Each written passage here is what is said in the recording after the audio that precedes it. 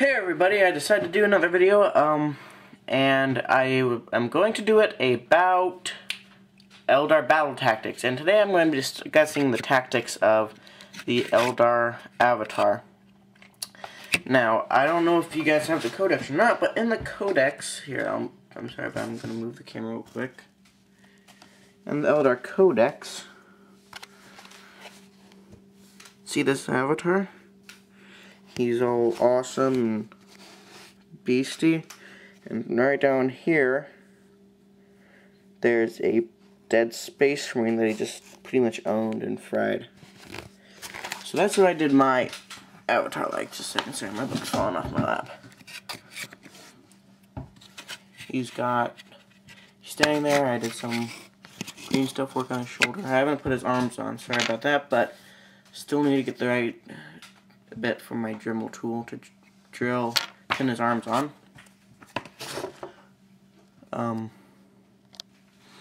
So yeah, here's his arms. Because when I put the super glue on, here I'll set the camera back down.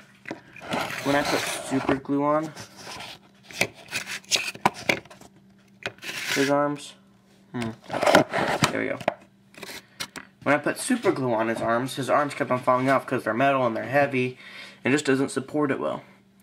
So, once I pin him on, his arm is going to be raised. His sword is going to be raised in the air like that. So that's the effect I'm trying to get, like it is in the book. And there's this dead space marine on the ground. He's all bloody and he has a hole in his body from the sword. Which I decided to do Black Templars because my brother plays Black Templars. And if we all play together the most, I figure, so it'll look more awesome if his guys are dead underneath my guys. Anyways, so about the battle tactics for the avatar. Lots of people I've talked to or seen videos on YouTube have said that the avatar is way too many points. Because he's 155 points. And now I will agree with him that that's a lot of points. But he is well worth the points. I've played many games and he has more than served his purpose. He just completely owns guys. First of all, he has 4 wounds. That is very good. He's out there just fighting. People are trying to wound him. It's very hard to get a wound on him. But when you do, that's only 1 out of 4 wounds down. He's got a 3+ save. Leadership of 10, attacks 4. See, he can attack 4 times.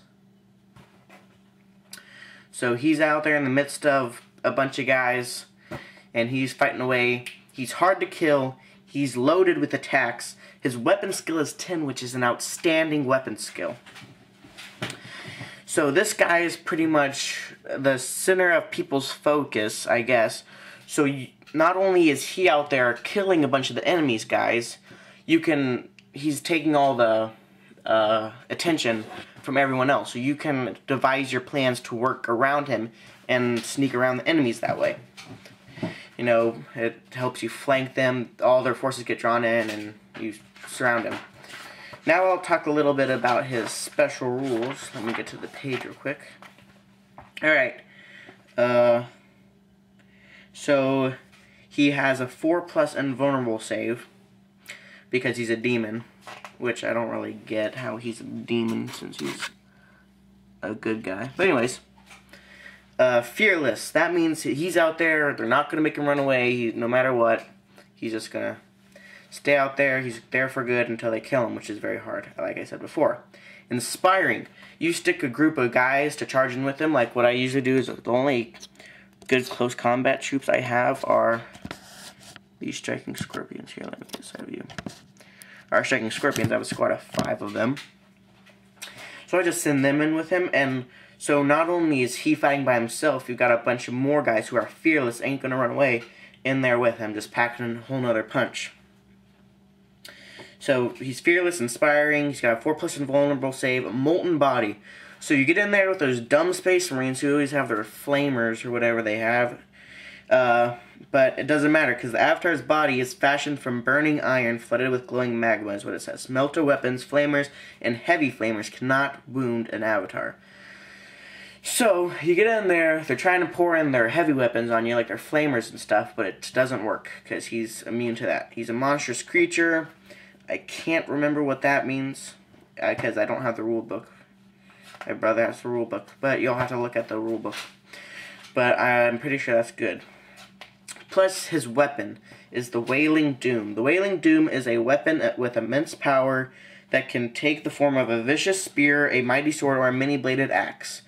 It can be used to project a nimbus of burning psychic energy using the following profile. So it's got a 12-inch range, so those guys are closing in fast on you. And you get one last turn before they reach you. You can take that shot off. It's Strength 8, AP 1, so it can take out almost anything. It's good for taking out vehicles also. Assault 1, Melta. So that is an amazing weapon. So you throw your spear at them and kill them from a distance, and then once they get onto you, you can still use it to attack them. So this guy right here, even though he's only about 4 or 5 inches tall, he's just packed with perks. He's a demon, which means he's got a 4+ invulnerable save, fearless, inspiring, molten body, monstrous creature. He's got a ranged and close combat weapon.